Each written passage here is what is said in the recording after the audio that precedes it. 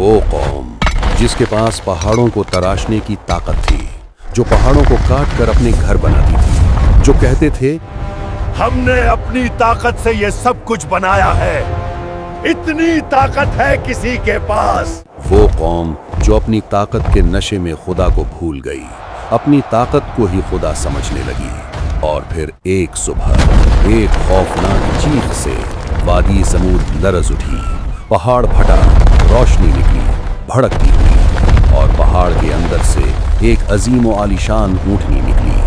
कौम डर गई, उनकी जुबानें थम गईं। ये सालेह अलैहिस्सलाम का मौजीज़ा है। जब कौम आद अपने घमंड और अपने गुनाहों की वजह से तबाह हो गई, तो उनमें से वो लोग जिन्हें अल्लाह ने हिदायत दी, वो हजरत हूद अलैहिस्सलाम के साथ वादी आद से हिजरत कर गए।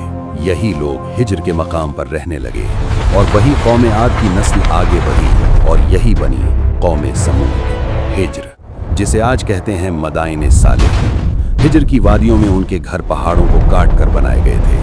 न ईंट न लकड़ी, सिर्फ पत्थर, इतने मजबूत, इतने उम्दा कि आने वाली सदियों तक उनकी निशानियां मिट नहीं सकी। उनकी ताकत, उनकी तरक्की दुनिया में मिसाल थी, लेकिन उनके अंदर एक बीमारी थी। वो बीमारी जिसने पहले आद को तबाह किया और अब समूद की तरफ बढ़ रही थी। वो बीमारी थी तकब्बुर। हमसे ज्यादा ताकतवर कौन? हमने पहाड़ों को छेड़ दिया, हम जमीन के मालिक हैं। हिजर की वादियां बहुत खूबसूरत थीं। पहाड़ों से तराशे हुए महल, खजूरों के बाग, चश्मे, आबो हवा, अल्लाह ने सब कुछ उन्हें दिया। लेकिन जब इंसान गुमराह हो जाए और शैतान का दामन पकड़ ले, तो उसे कुछ नजर नहीं आता। वो कहते थे, ये जमीन हमें मिली है, हम इसके वारिस हैं, कोई हमें नहीं हिला सकता। उन्होंने अल्लाह को छोड़ा और पत्थर के बुतों को पूजना शुरू कर दिया। उनका काम था कमजोरों पर जुल्म, गरीबों का हक छीनना, अपने सरदारों की मर्जी को कानून बनाना। वक्त गुजरता गया, बुराई और घमंड बढ़ता गया। फिर अल्लाह ने उनकी तरफ अपना नबी भेजा, हजरत सालेह अलैहिस्सलाम। सालेह अलैहिस्सलाम उन्हीं की कौम में से थे। अल्लाह ने उन्हें कौम समूद की तरफ अपना नबी बनाकर भेजा। उन्होंने ऐ कहा, मेरे कौम, अल्लाह की इबादत करो, उसके अलावा तुम्हारा कोई मबूद नहीं।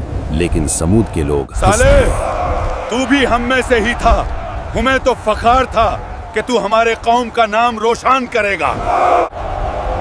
जब तुम्हें अल्लाह ने जान नशी बनाया कौम आद के बाद, और तुम्हें जमीन में जगह दी, तुम पहाड़ों को तराश तराश कर खूबसूरत महाल बनाते हो।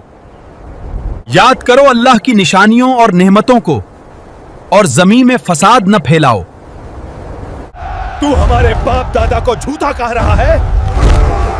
क्या तू ये चाहता है कि हम अपने बाप दादा का इनकार करें? कौम समूद में से कुछ सरदारों ने उन लोगों से पूछा जिन्हें वो अपना गुलाम समझते थे, क्या तुम्हें लगता है जो सालेह कह रहा है वो सच है? वो कहने लगे, हम ईमान लाए सलेह अलैहिस्सलाम के राह पर, बशक वो सच्चा है। ये सुनकर सरदारों ने हंसकर गुरूर से कहा, तुम नहीं मानते? क्या तुम हमसे ज्यादा समझदार हो? यानी गुरूर और घमंड इस हद तक पहुंच गया कि उन्होंने सही और गलत समझने के बजाय हक बात को मानने और समझने से इनकार किया, क्योंकि वो बात पहले उनके गुलाम मान चुके थे और उनके ख्याल से वो बेवकूफ लोग थे। यहाँ पर मेरा एक सवाल है, क्या आपको नहीं लगता कि ये नजरिया, ये सोच यहाँ आज भी है? माजरत, हजरत सालेह अलैहिस्सलाम उन तक अल्लाह का पैगाम पहुंचाते रहे। कौम इनकार करती रही। हमें शाक है सालेह, जो तू हमसे कहता है, अगर ऐसा है तो दिखा कोई निशानी हमें। ये पहाड़ जो हमने तराशा है, इसके अंदर से एक जिंदा ऊँटनी निकल कर दिखा, तब हम मानेंगे। सब पहाड़ के गिर्द जमा हुए। हजरत सालेह अलैहिस्सलाम ने दुआ मांगी, पहाड़ फटा, रोशनी निकली और अंदर से एक अजीम व आलीशान ऊँटनी निकली।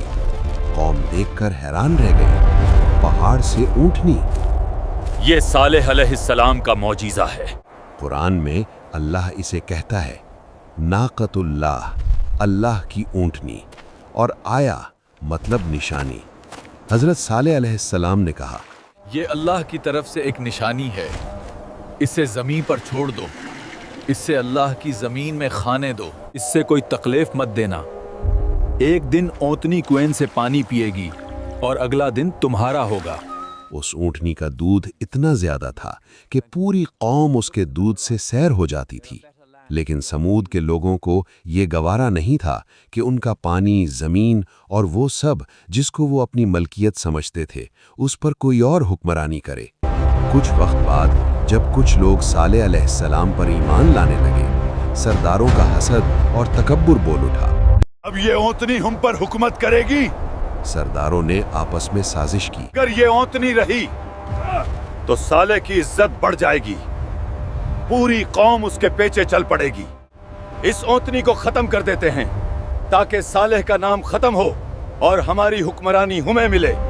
اونٹنی جب پانی پی کر واپس جا رہی تھی تو قاتل پیچھے پیچھے چلے، پہلے ایک نے تیر چلایا، پھر سب ٹوٹ پڑے اور انہوں نے اونٹنی کو قتل کر دیا۔ قوم چیخ اٹھی، لیکن وہ نہیں جانتے تھے کہ انہوں نے ابھی اپنی تباہی کو دعوت دے دی تھی۔ حضرت صالح علیہ السلام جب آئے اور اونٹنی کو دیکھا، ان کی آنکھیں بھر آئیں۔ انہوں نے کہا، تمہیں 3 دن کی مہلت ہے، اس کے بعد تمہیں دی گئے مہلت ختم۔ سمود کے لوگ ہنسے، لیکن بے شک اللہ کا انصاف اور فیصلہ سچا ہے۔ پہلا دن ان کے چہرے زرد ہو گئے، کچھ لوگ ڈر گئے۔ دوسرا دن ان کے چہرے سرخ ہو گئے، ہوا گرم، آسمان لال۔ تیسرا دن چہرے سیاہ ہو گئے، وادی میں موت کی بو۔ لیکن اب دیر ہو چکی تھی، اور پھر ایک زبردست خوفناک چیخ، زمین کانپ اٹھی، آسمان چیخ اٹھا، پہاڑ لرزے، اور بس قرآن میں اللہ فرماتا ہے، اور پکڑ لیا کفار کو ایک چنگھار، ایک چیخ نے۔ صبح تک سب ختم تھا، ان کے محل، ان کے کنویں، ان کے باغ، ان کی ترقی، ان کا تکبر، سب ختم۔ آج بھی اگر آپ مدائن صالح جائیں سعودی عربیہ میں تو آپ کو وہ مکان دکھیں گے، پہاڑوں میں تراشے ہوئے گھر، خالی، خاموش، بے جان۔ لوگ انہیں دیکھنے جاتے ہیں عبرت حاصل کرنے کے لیے۔ تکبر انسان کو انڈھا کر دیتا ہے، غافل بنا دیتا ہے، مگر اللہ کے ہاں انصاف ہے۔ جو ظلم کرتا ہے، جو بغاوت کرتا ہے، جو اپنے آپ کو خدا سمجھ لیتا ہے، اللہ اسے ایسے مٹا دیتا ہے جیسے سمود مٹا دیے گئے ہے۔